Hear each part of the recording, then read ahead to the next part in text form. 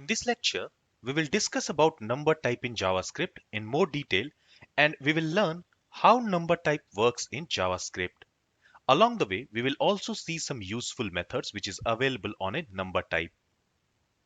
In JavaScript, numbers are represented or stored internally as a floating point number.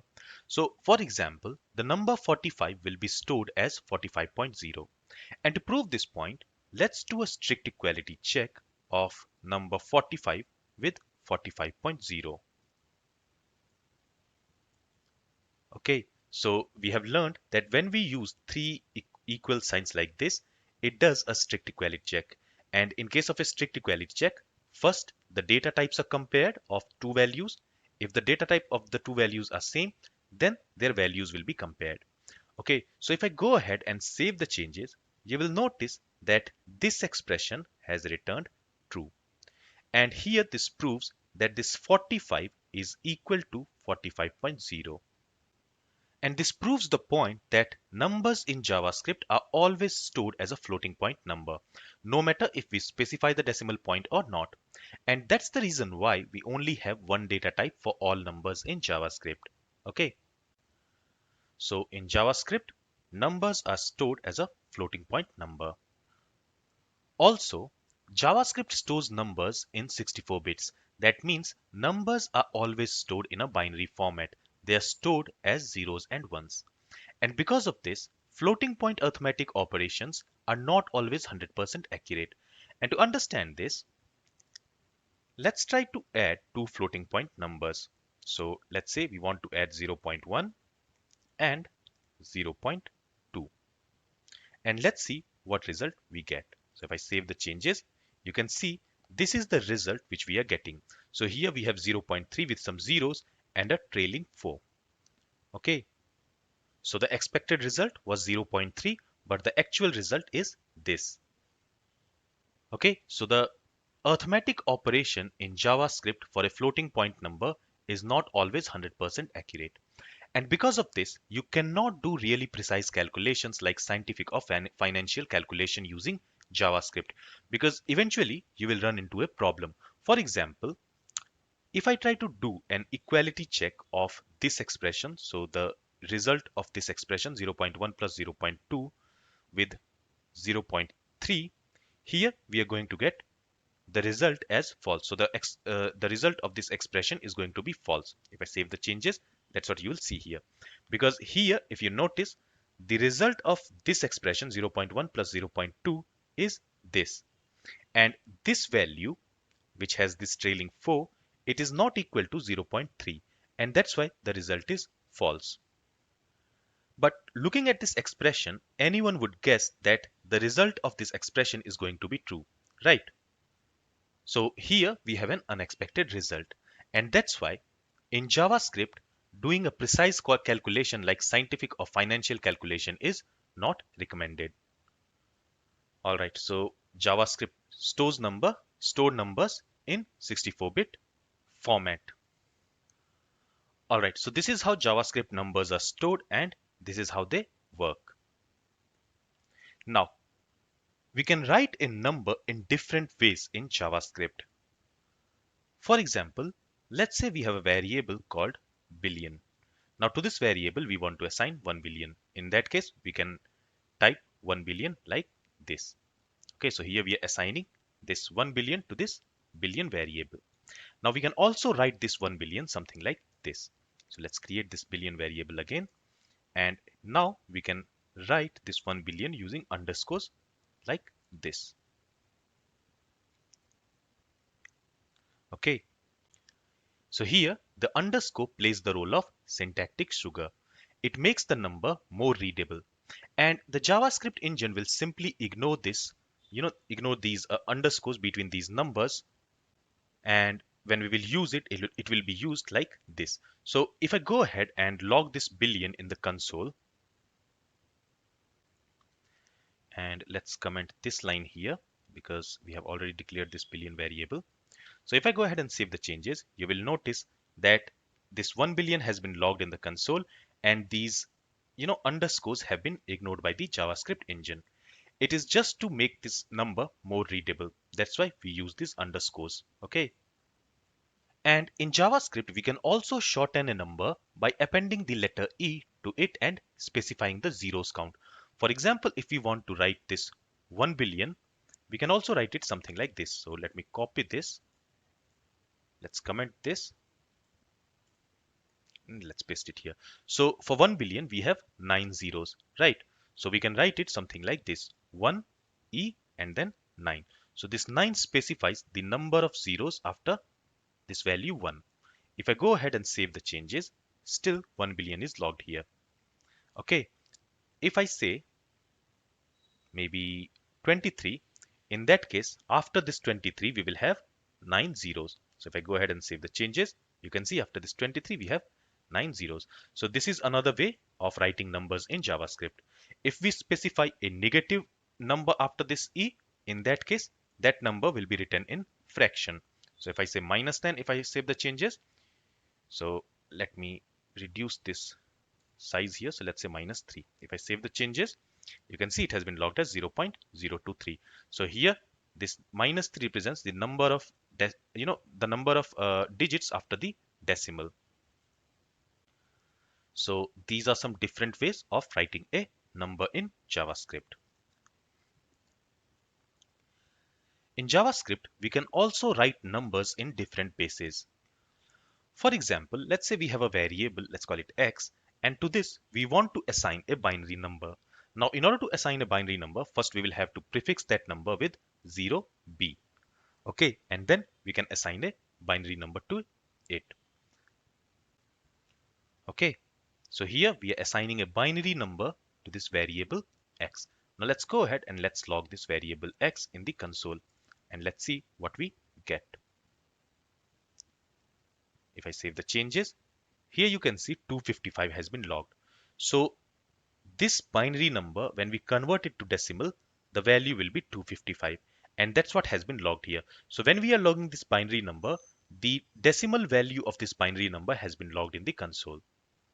Okay, in the same way, if you want to assign a variable with some octal number, in that case, you can, you will have to prefix that octal number with 0, O. So this specifies that the number which we are writing is an octal number. So let's say the number is 377. Okay, so here we are assigning an octal number to this variable y. Let's go ahead and let's log this variable y in the console. Again, if I save the changes, the decimal value of this octal number will be logged in the console. And the decimal value for this octal number is also 255. All right, and in the same way, let's also create another variable. And to this, let's assign a hexadecimal value. For hexadecimal value, we need to prefix it with 0x. And then we can specify the hexadecimal value. Let's go ahead and let's log this z in the console. If I save the changes, again 255 will be logged because the decimal value for this hexadecimal number is 255. All right, let's comment this code here. And now let's talk about converting a number to a string. So let's say we have a string. Let's say we have a number and we are storing it inside this num variable, and the number is 255. All right, now we want to convert this number 255 to string. For that, on this variable, we can call toString method. And this toString method will convert the value stored in this number variable to a string, and it will return it. And let's log the returned value in the console. Okay, if I save the changes, you can see that this 255 has been logged as a string because it is in white color. When we have a number, that number is logged in blue color. So this white color of this value suggests that this is a string. So using toString method, we can convert a number to a string. Now to this toString method, we can also pass an argument, and that argument is the base. So for example, if we want to convert this number 255 to its binary form, then to this toString method, we will have to pass its base, and the base for binary number is 2.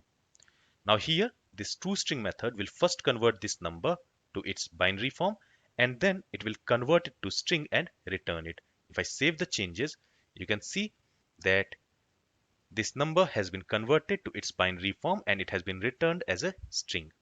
In the same way, if I pass 8 here to this toString method, then this number 255 will be converted to its octal form and then it will be returned as a string. If I save the changes, here you can see the octal form, the octal value of this number, this decimal number 255 has been returned.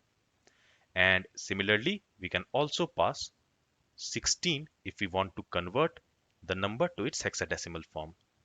Okay, so let's pass 16. If I save the changes, you can see the hexadecimal value for this number 255 has been returned by this toString method and that has been logged. Okay, so the toString method, when used on a number, returns a string representation of the number in the numeral system with the given base. When we are passing the base as 2, it is converting that number to its binary form. When we are passing the number, base as 8, it is converting that number to its octal form. And when we are passing the base as 16, it is converting that number to its hexadecimal form. Okay, so this is the use of toString method. Let's comment this. Now let's see how to convert a string value to its number type. To do that, we have several ways. The first way is by using this number object, and to this we can pass a string which we want to convert to number. So let's say we want to pass this string 37. Now this number type, this number object will convert this string 37 to a number. And to prove this, let's go ahead and log it in the console. Okay, let's save the changes. And here you can see this string 37 has been converted to number, and that's why it is logged in blue. Other way of converting a string to a number is by using the plus operator on that string. So here on this string, if I use this plus operator will convert this string 37 to its number type. If I save the changes, you can see this string 37 has been converted to a number. Now this works because when the JavaScript sees this plus operator, it will do a type conversion. Okay, so it will automatically convert all the operand to a number. Now, the numeric conversion using a plus operator and this number object is strict. If a value is not exactly a number, then both of them will fail to convert it and they will return NaN. For example, let's copy these two lines of codes from here. Let's paste it here. And let's say the string is some alphanumeric string. So let's say 37A and here let's say BC37. So these strings cannot be converted to a number, right? So in this case, when the strings cannot be converted to a number, this number object and this plus operator returns NaN. So if I save the changes, you can see both of them has returned NaN. Now, in real world projects, we often have values in units like 100 pixel or 12 points, or you can say 50 kilometer, okay? And in many countries, the currency symbol goes after the amount. So we have, let's say, 19 euros or $20, all right? And from these values, we would like to extract a numeric value out of that, right? So in order to do that, there is another method available on this number object, which is parseInt, okay? So parseInt. And to this, we can pass a string. Let's say the string is 37 pixel. Now this parseInt method will pass the numeric value from the string. So in this string, we have this numeric value 37. So this parseInt method will pass this numeric value 37 and it will return it. And to prove this, let's go ahead and log it in the console. Okay, if I save the changes, you can see that 37 has been logged. Now, what will happen if we have a decimal number? So for example, 37.99. In that case, this parseInt method will only return the integer part. Okay, so if I save the changes, it is still going to return only 37. The decimal part will be ignored.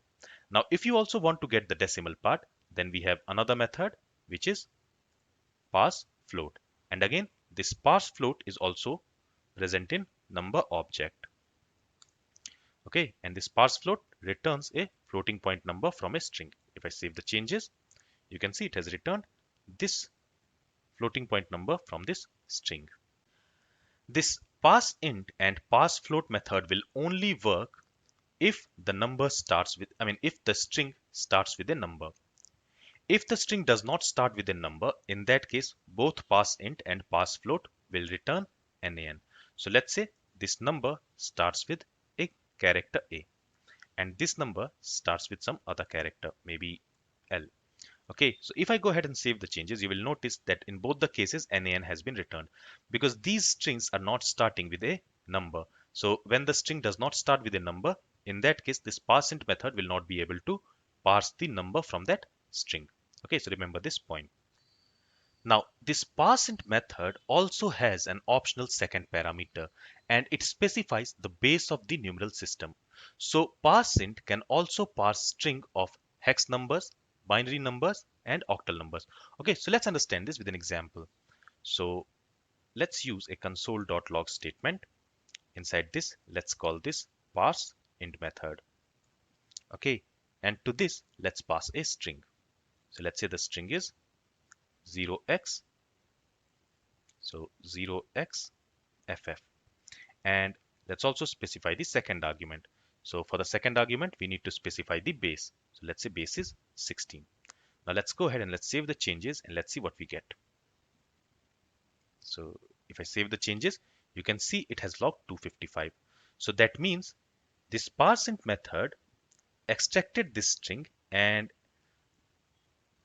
since we have specified the base as 16, that means this parseInt has extracted this string and in the base 16 form as a hexadecimal number, and then it logged the numeric value of that hexadecimal number, so 255. Okay, so we can also pass a second argument for this parseInt method. Now, as I mentioned earlier, both this parseInt and parseFloat method is a method of this number object, but we can use them as a global function. That means it is not required to call them on number object. We can simply call these methods like a regular function, like we are doing here. We are not calling them on the number object, right? So this was about converting a string to a number type. For that, we have several methods like this number object, parseInt, parseFloat, and we can also use plus operator to convert a string to a number. All right.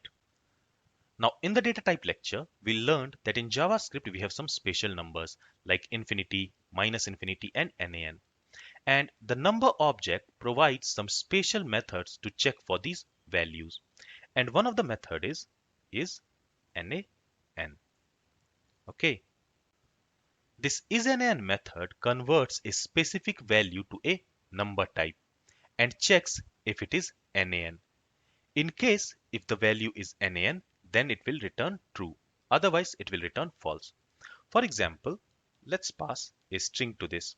Let's say hello. Now this isNan method will try to convert this string hello to a number type. But this string hello cannot be converted to a number type, right? So in that case, nan will be returned, and this isNan will return true in that case, because since this string cannot be converted to a number, it will be converted to nan, and to this isNan we are passing that value. So here this value is going to be nan, and that's why this isNan will return true. If I save the changes, you can see it has returned true. On the other hand, if to this isNan we pass a value which is not nan, so for example, let's use this parseInt method here, and to this parseInt let's pass a string, maybe 30 pixel. So this parseInt method will try to convert this string to a number type. So it will extract this number 30 from this string, and it will return that number. Okay, so what is the value which we have specified to this isNan method? It is this value 30, which has been returned by this parseInt method. So here this value is not nan. In that case, this isNan will return false. If I save the changes, you can see it has returned false. Now the question is, do we need this isNaN function? Can't we just use the comparison with isNaN? So for example, we learned that when we pass a string to this number object which cannot be converted to a number, so for example ABC, this is going to return NaN, right? Now let's do this equality check with NaN. Okay, and let's see what result we get.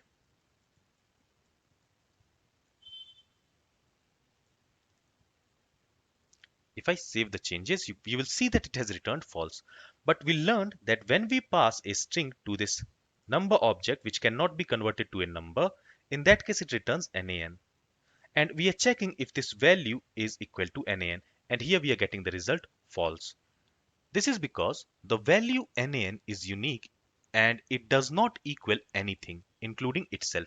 So if I try to compare this NaN with NaN, so NaN, here also we are going to get false as the result because this NaN is not even equal to itself. Okay, and that's why we need this isNaN method to check if a given value is NaN or not. We cannot use the equality check to check that. I hope you get my point. Now, the isNaN method is used to check if a given value is NaN or not. This does not actually tell us if a value is number or not. For that, we have another method on number object, which is finite. Okay, so is finite. This isFinite method converts its argument to a number and returns true if it is a regular number. Otherwise, it returns false if that value is NaN, infinity or minus infinity. Let's understand this. To this isFinite, let's pass 15. Okay. Now this isFinite method will first try to convert this string 15 to a number, and it will convert this string to number 15.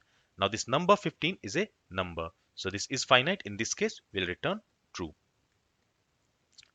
Okay. If I save the changes, it has returned true. But if we pass a number, if we pass a string to this isFinite which cannot be converted to a number, for example, 15 pixel, in that case, the value will be when it will try to convert this string to a number, since it cannot be converted to a number, NaN will be returned. That means this string will be converted to NaN, and NaN is not a number. In that case, this isFinite will return false. If I save the changes, here you can see it has returned false. Another example is if we pass infinity to this isFinite, infinity is also not a number, right? In this case also, this isFinite will return false. Okay. So the isFinite method will return true if the value which we have passed to it is a regular number. Otherwise, if it is not a regular number, that means if it is NaN, infinity or minus infinity, in that case it will return false. And a common use case of isFinite method is to validate whether a string value is a regular number or not, like we are doing here. Okay. Another useful method on number object is integer method, and this method checks if the passed value is an integer or not. Let's understand this.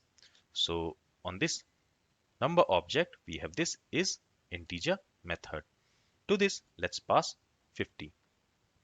Okay, now this 50 is an integer. So this is integer.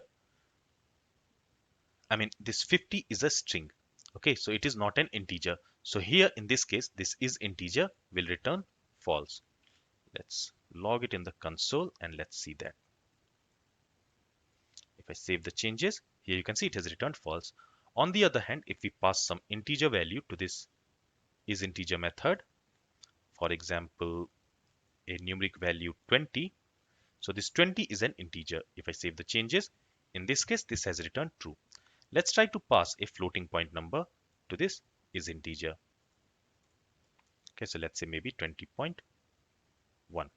Here, this number is not an integer. If I save the changes, here also it should return false. Alright, so the isInteger method returns true if the value passed to it is an integer number. Otherwise, it will return false. So these are some of the useful methods available on number type in JavaScript. If you have any question from this lecture, then feel free to ask it. Thank you for listening and have a great day.